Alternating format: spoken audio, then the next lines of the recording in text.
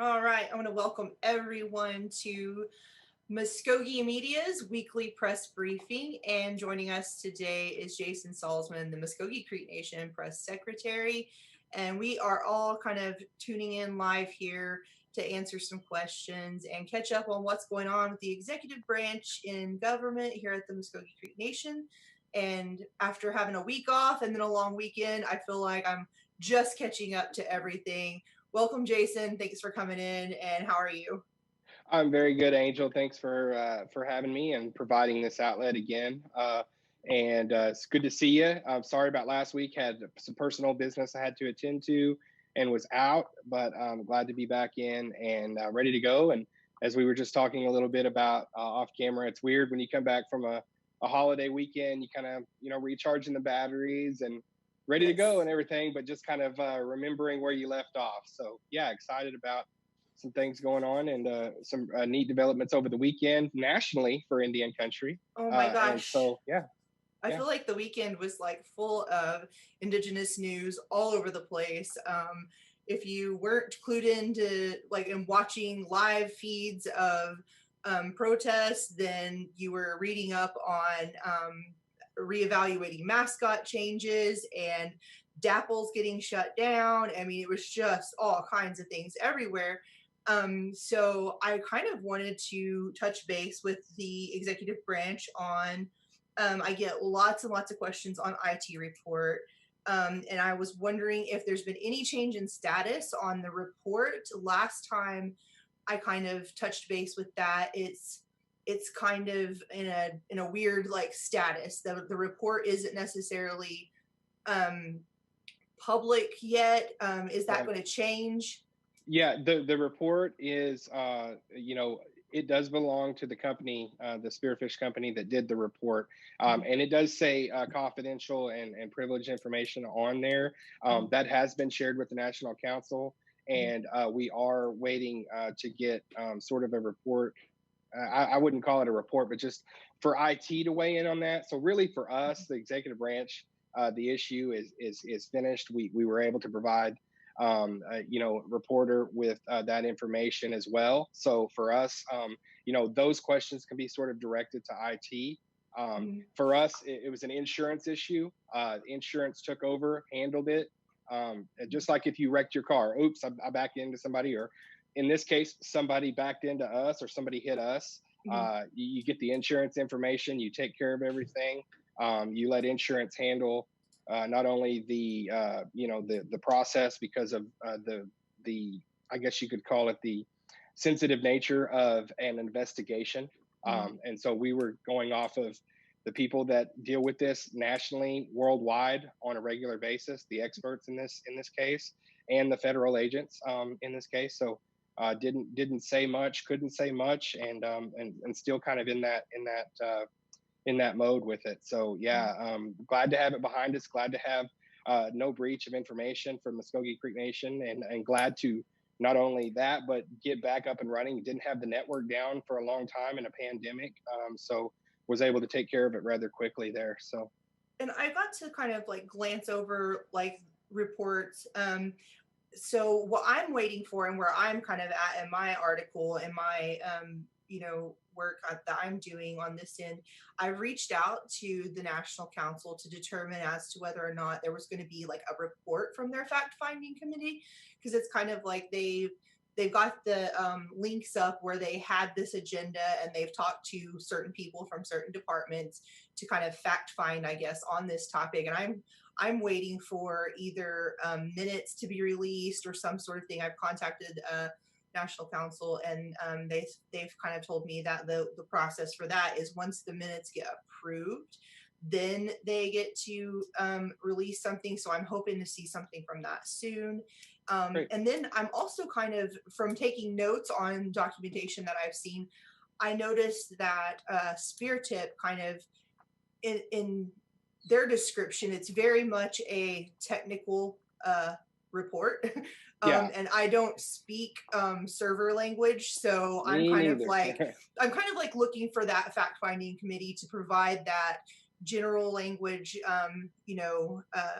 of what occurred, what they found, and then we'll be reporting on that very soon. We Okay. have a council meeting tonight.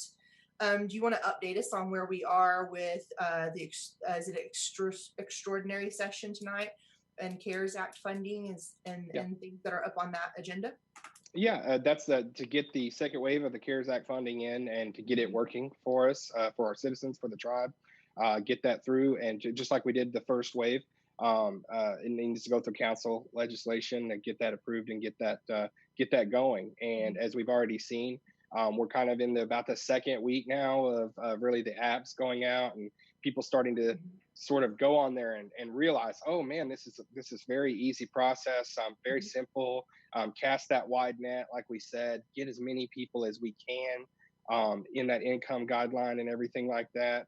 And we understand it's not a perfect process. It's a couple of programs out of thin air. We basically set up a mobile call center.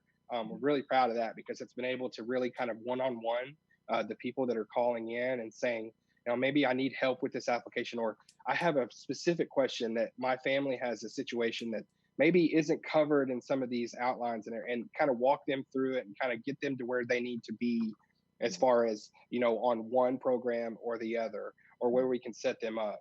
So we're really excited about that and getting that process rolling out. And for this next wave of CARES Act funding that's coming through, to even bolster that and get some more in to different areas and be able to catch more people in there. I think we had about, as I checked today, or I heard from today, maybe about like 4,000 in the queue, basically kind of going through the process and everything like that.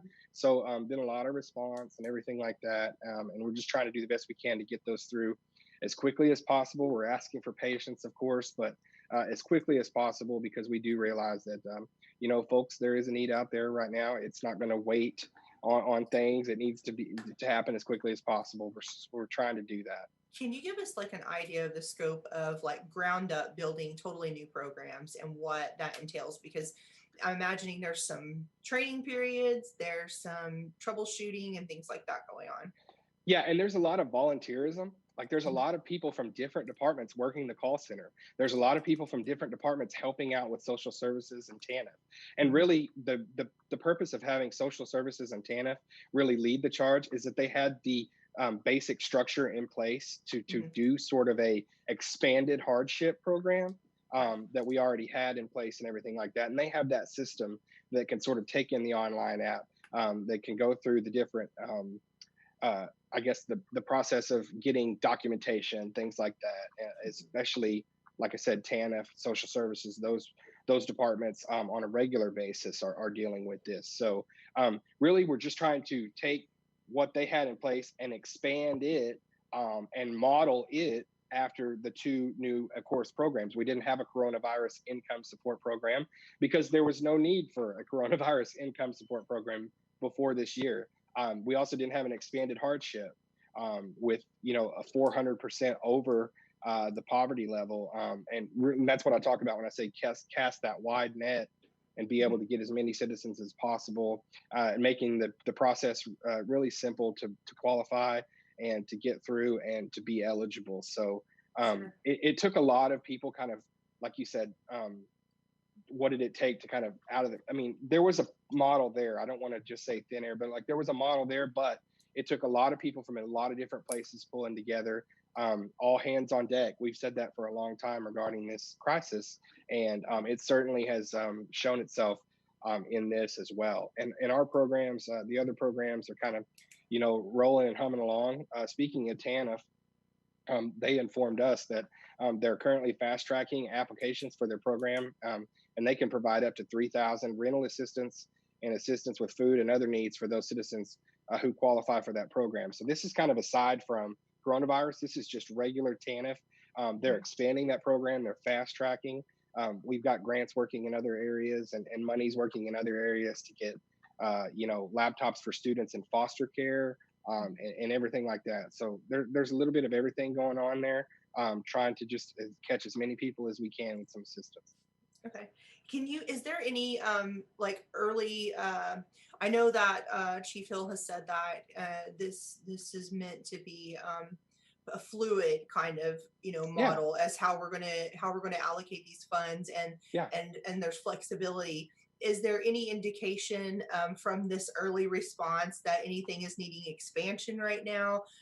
With this second wave coming through, has there been any earmarks to make sure that these two main assistance programs are still being able to be funded, like in November or something like Yeah. that?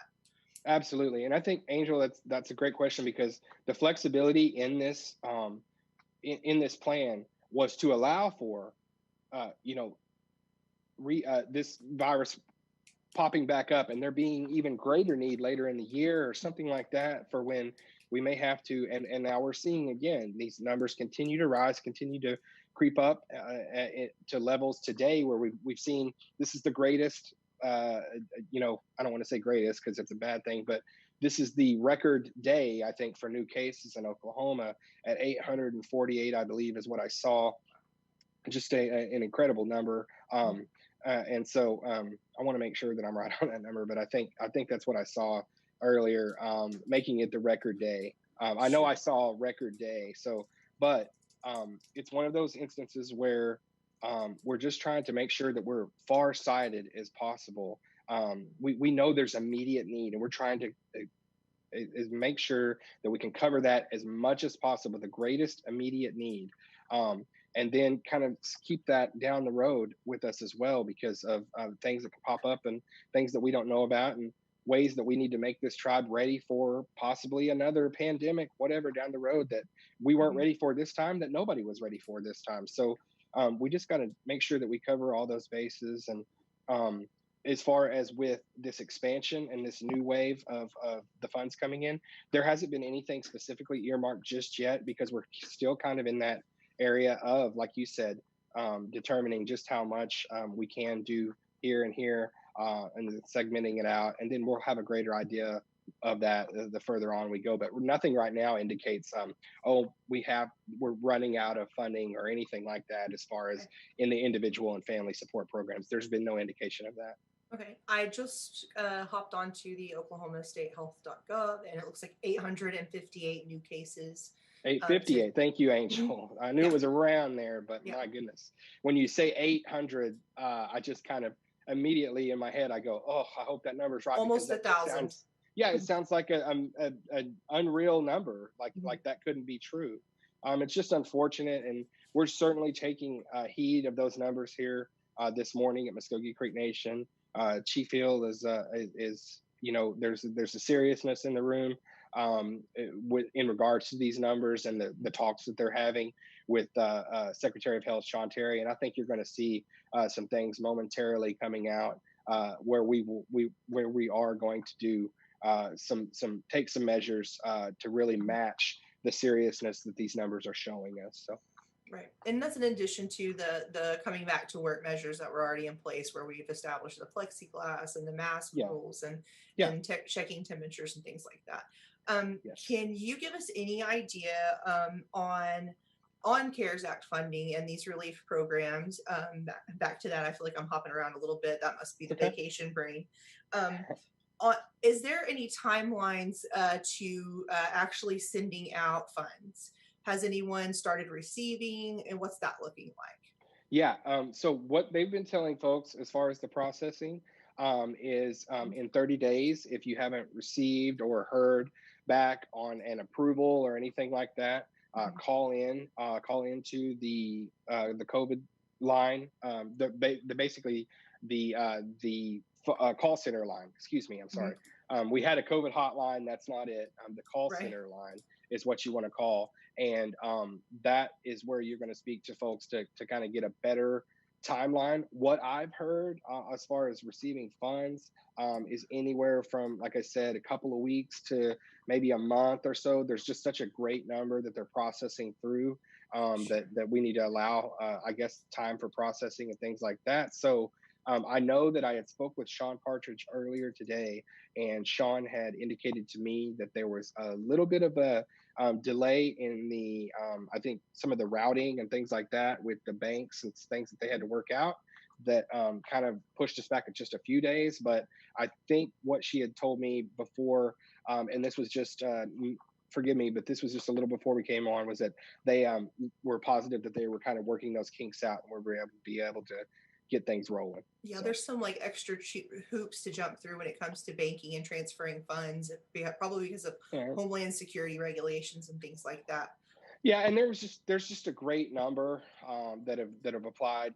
Just a tremendous number that have applied. But at the same time, I think we were kind of fighting against some misinformation. Maybe there was people saying, "Oh, they're only going to do 24,000," but that was never a number that was the cutoff or anything like that. Or there wasn't. We're going to process applications, all the way to December. That's when the deadline is, and so. Those funds are going to be available. And that's why we have the contingency, the second wave of funds too, is to make sure that everything's covered in there during that entire time. Because we realize right now the system's getting jammed up. It's slowing everything down. Once it relaxes a little bit and people are just sort of we're seeing lesser numbers as the time goes on, that'll be a faster process, I think. Can you kind of give me any insight on, like, I know that some people during the very first few weeks and few months of the COVID-19, people might have experienced job loss or changes in income status and things like that. Since this program is functioning throughout December, if there is a second wave and if there are another round of layoffs for someone who just recently becomes laid off, say, in August or September, October, would they be also qualified for applying in these programs then, if they haven't already? Yeah, and like I said, these are going to be open until December, and so I think the only thing that would not qualify, and I'll get back to you on this, Angel, just because I don't want to misspeak and kind of go by exactly what those plans are saying. But I think the only way that you don't qualify is if you already received funding and an award from a previous application or anything like that. So yeah, you lose your job later in the year, and if you hadn't went through already, I believe that's going to be available like I said, all the way into December. So okay. Yep. All right. Is there anything important going on? I was going to ask, have you heard any updates from mediation gaming talks? Is there any news to report there? No, not other than the news I'm sure that you all have heard, is that, we did have 2 more tribes enter into gaming compacts with the state and Governor Stitt. Again, our stance is those tribal nations are sovereign and they have the responsibility to do what's best for them and their tribes and their people and how they feel is best to do that. We'll never, ever comment on the ways that they do that because we respect their sovereignty too much to do that. But we remain steadfast in the fact that we're holding out for something that's perfectly fair for us, for Oklahoma, and legal. And we're going to continue to stay united for Oklahoma with the other tribes. Really, there's not been anything on that front. I think the governor and us as well are a little busy right now for sure, seeing a greater number of cases really creeping up on us. And I think maybe there are pressures from all governments, tribal governments, state governments, maybe to ramp up some of their protocol. So they're dealing with that right now. And that's really all I have to report, Angel. We really haven't heard anything further on the gaming compact. So nothing specific to the Muscogee Nation so far? No, really. Nothing specific to us as far as the mediation. We're still there. Okay, we have a few questions popping up in the chat. Sure. Jacob says that he has a friend who is a Creek citizen and was just diagnosed with the virus yesterday. Would his quarantine at home make him eligible for this program? Meaning, did he have to quit his job, or did they make him quit his job, or like what's the? I don't know. I think that they're asking if just being diagnosed and being stuck at the house quarantining qualifies you for the coronavirus relief funds. Yeah, I think, like you said, if you're any citizen anywhere you're at, if you've lost a job or if you fall into the income guidelines, you qualify for these programs. Okay, and Ms. Barnett is asking, what is Chief's stance on freedom of press and freedom of information, which will be on this month's general session agenda? I think Chief Hill is a great backer of free press. I think this is a great example of that. Giving you guys anything that you need, wanting you guys to take part and to ask any questions you'd like, as our media, outside media, any. I don't feel I don't feel that this administration feels it has anything to hide whatsoever. So, you can talk with us anytime. You can request interviews. Come on over, get your interviews, get what you need to report. As far as the freedom of press and a FOIA in a legislative action, I think we're a supporter of that as well. I think we all want something that's right and it's perfect, and that we agree with different national organizations like the Native American Journalists Association. It was so great to see them weigh in and kind of give their thoughts on the bill. And I think that's the reason we saw people say, well, it came in a little late for some of the council. And I think that's why maybe the council said, let's take time with this and take these recommendations seriously and take them into account and kind of really, really perfect this, because this is going to be something that's there for good. Unless, like I said, it's voted down again or repealed. We hope it's there for good. I've thought that before, but no, I think that, we want it to be solid. And I think that's another reason to take time with it and make it right, is because we want it to be repeal proof. I think that you want to make sure that it's something that's perfectly fine, right, and ready to go. And like I said, Chief Hill is a supporter of that. And like I said, hey, come on over here anytime, Muskogee Media. Ask any question you want. We're going to answer it to the best of our ability. Just to kind of clue the audience in on this process where we're at right now, last month a piece of legislation came up for the Freedom of Press Bill, and right now, as Muskogee Media currently sits, Muskogee Media is under the SHIELD Act, which is organized underneath the executive branch, Secretary of Nation and Commerce. And the new bill is proposing to restore it back into an independent statutory agency status. And then it was in committee.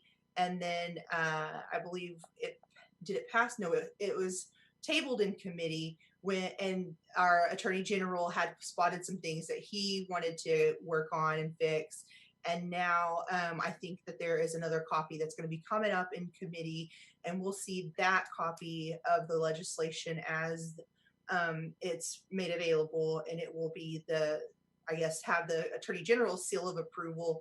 And I believe that he and other members of like Native American Journalists Association have been kind of working back and forth to kind of get that language just right, that where it suits both parties and functions, and hopefully will be that bill that perpetuates well into the future.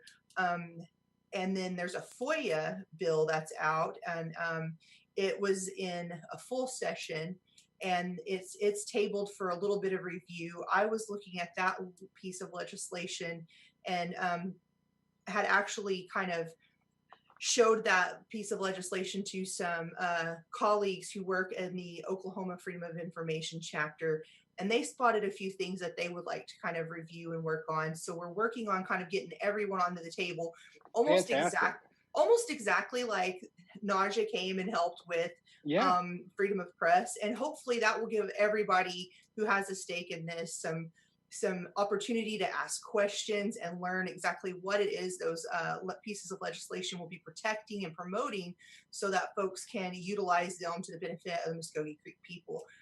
Dodie Barnett is asking, will Chief veto the current legislation if passed this month? Current FOP bill?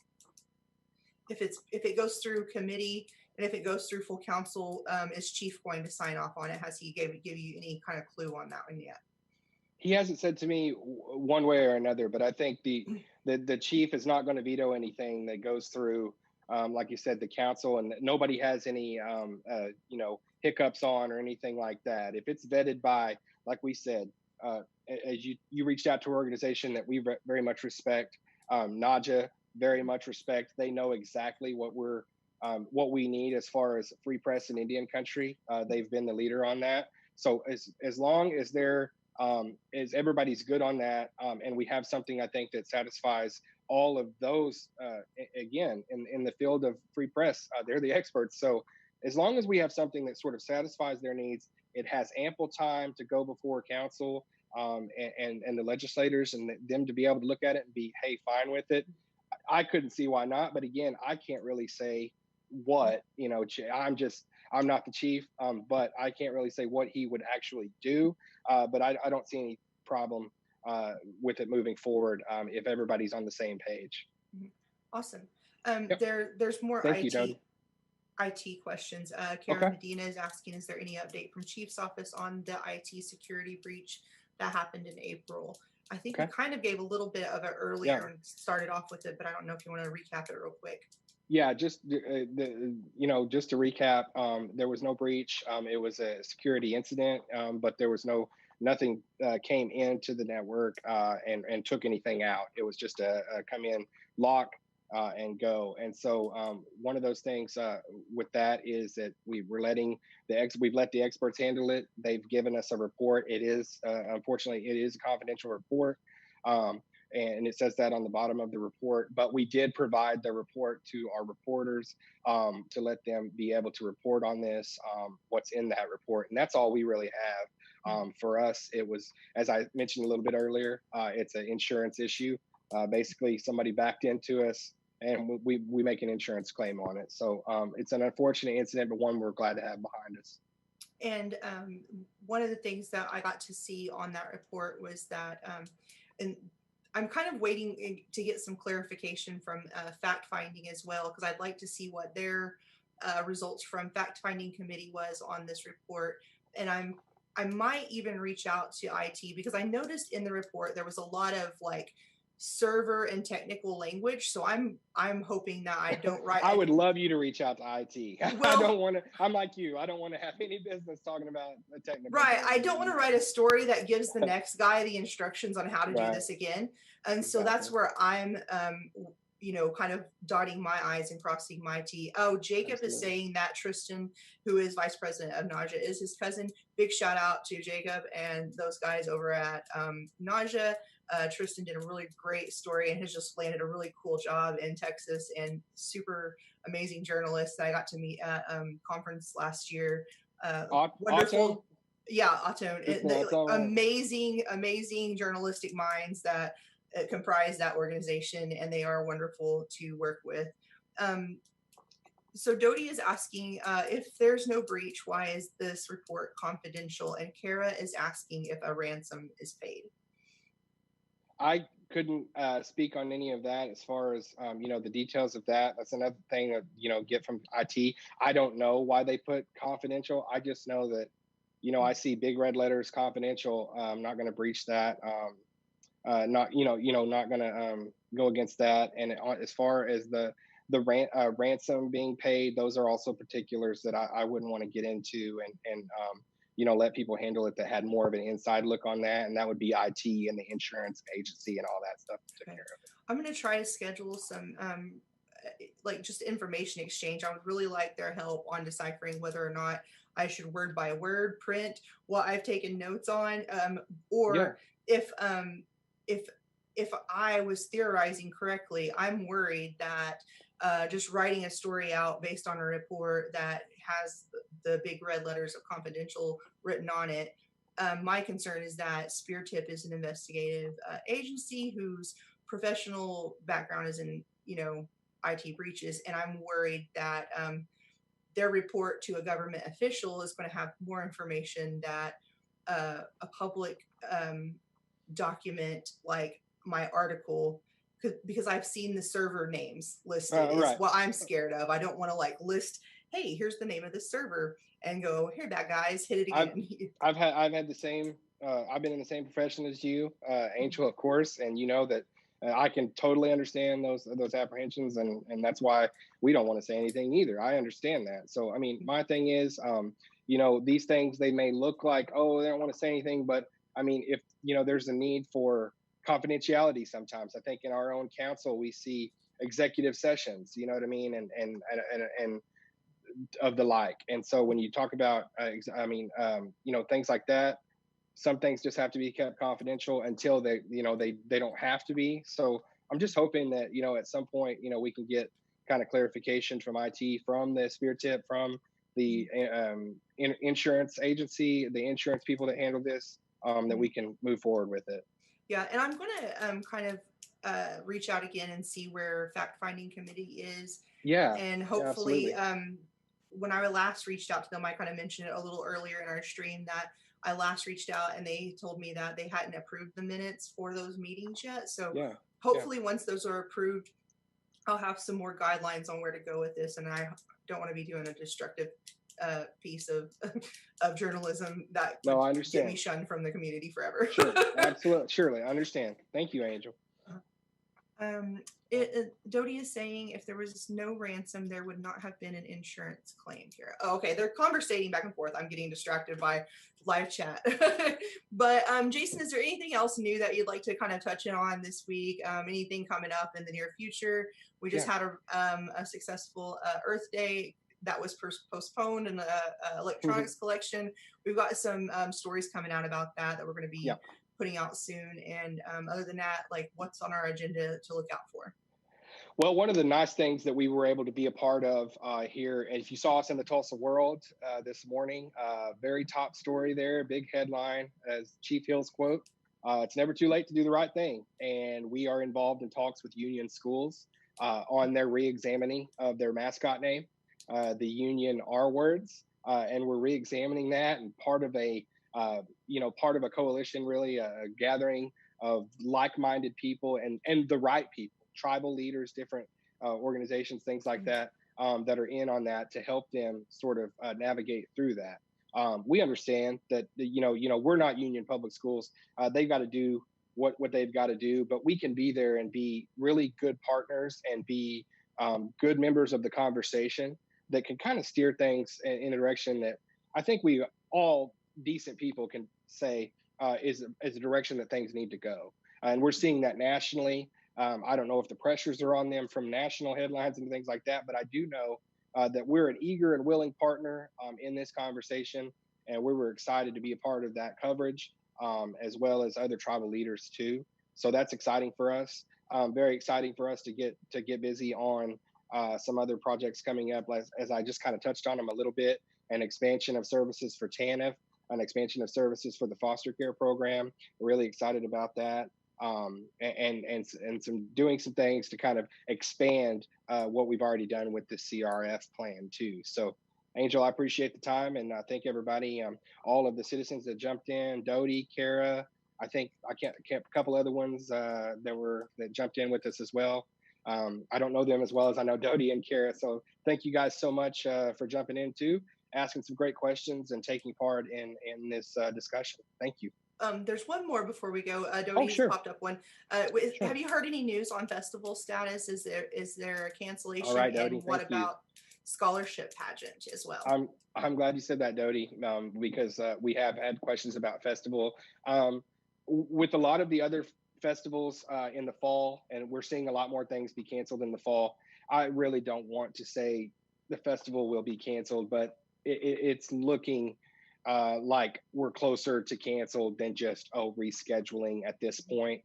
We will have a for sure announcement on that soon, because there will be meeting with the festival folks and everything like that. But we wanted to just postpone as long as we could, just because we didn't want to lose that festival and that fellowship and that part of it. But we do have Shelby does a great job with our scholarship pageant and does a wonderful job with that. So they're looking really hard at maybe a virtual ceremony. They're even looking at rehashing it and making it more of an ambassadorial program that includes more than just young ladies. It has, is inclusive to all. And so that will be really neat to see where that goes. I know that they're working on that. I can't say anything for sure finalized on what they're doing, but I know that they're excited about maybe doing some new things and trying something new this year for the festival pageant part of the festival. So we'll see. I'll have to ask them again and see where they're at with it. But I will ask them and provide an update next week for sure about this specific pageant and what may happen. So thank you for that question. Great question. Awesome. All right. And I think that if I see anything come across that any press releases, I'm going to be sharing those out as soon as possible. And I think that's all the questions I have for today. And I appreciate your time and coming on each week. And we'll see you guys next week. Appreciate it, Angel. Thank you, everyone.